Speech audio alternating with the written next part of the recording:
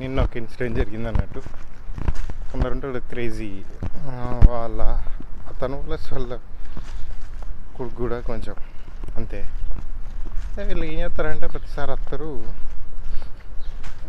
ఈ చిలకలు అవి కొనుకొచ్చుకుంటారన్నట్టు. ప్యారెట్ ఒక దాన్ని ఒక బోన్లో వేసుకొని అంటే కింద షాప్ ఉంటుంది, అక్కడ కొనుక్కొని వచ్చుకుంటాం. కొంటరా మళ్ళా లేకపోతే ఒకదాన్ని వేసుకుంటారో తెలియదు కానీ వచ్చేటప్పుడు తెస్తారు అన్నట్టు. వాళ్ళ కొడుకు తీయటోడు పోరుడు, వాడేం చేస్తాడు, పంజరంలోకి వెళ్ళి దాన్ని తీస్తాడు అన్నట్టు. తీసి పట్టుకునేసరికి మనకు ఒక్కసారి అది ఏం చేస్తుంది, కరుస్తుంది కదా, కొరుకుతుంది. అంటే అది ఆయనతో ఒకసారి కొరికినట్టుంది. నిన్న ఆయనది అది ఎగిరిపోయి నా క్యాబిన్లోకి వచ్చింది. ఊరిని ఆయన వాడచ్చి ఓపెన్ చేయి డోర్ ఓపెన్ చేయి, నా చిలక వచ్చింది దానికి తీసుకుపోతా. సరే తీసుకుపోరా, ఇవి నీ ఇంట్లో లేదు, ఆయనతో ఆయనకు అంతలేదు.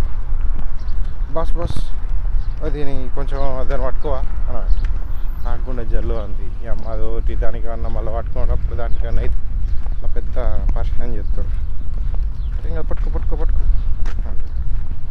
వీటి నుంచి అట్లా నుంచి వాళ్ళ కొడుకు ఆగం చేస్తారు. దాన్ని కిందనే ఉంది, ఎగురుతలేదు, చిన్నదిగా ఎగరచ్చు కానీ అది ఎగరలేదు. అది లక్కీ కొత్తగానే ఉంది. అదేం చేస్తుంది, నేను పట్టుకున్నా అనేసరికి అది ఇట్లా కుర్దామని ట్రై చేస్తుంది. అది పట్టుకుని మెల్లగా ఆయన ఇంకా కాళ్ళు పట్టుకొని చేతిలో పట్టుకొని వాళ్ళ కొడుకుని నా భుజం మీద పెట్టాను వాడంటే. వాడు ఇక మళ్ళీ వీని వాడి మీద పెట్టి అది ఎగిరిపోయింది అనుకో, వాడు సీరియస్ అవుతాడు కదా వాళ్ళ. నిన్న కూడా పెట్టేవాడు ఉట్టిగా మళ్ళీ ఎగిరిపోయచ్చు అంటారా అని తెలిసి ఇంత మనకి ఇచ్చినాక ఓకే. వాడేం చేసింది, వాడు పట్టుకున్న సరిగా అది చిలుక ఆ చేతి మొత్తం గురికింది గట్టిగా. వాడు అయ్యో అండోడు, వాని ఫేస్లో చేంజ్ అయిపోయింది. వాడికి నిజంగా దాన్ని చంపేస్తాడు అంత కోపం వచ్చింది. దానికి ఏంది ఓడుతుంది ఇప్పుడు, దాన్ని చంపేస్తాడేంది, ఫేస్లో రియాక్షన్స్ చేంజ్ అయిపోయింది. వాడిని ఎందుకు వాడు అంత సీరియస్గా ఉన్నాడు.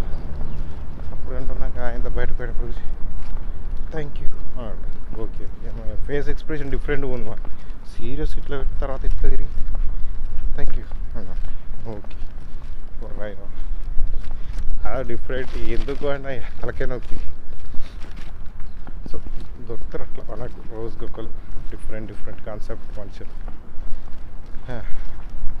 రోజుకో ఎక్స్పీరియన్స్ జరుగుతుంది మాకు.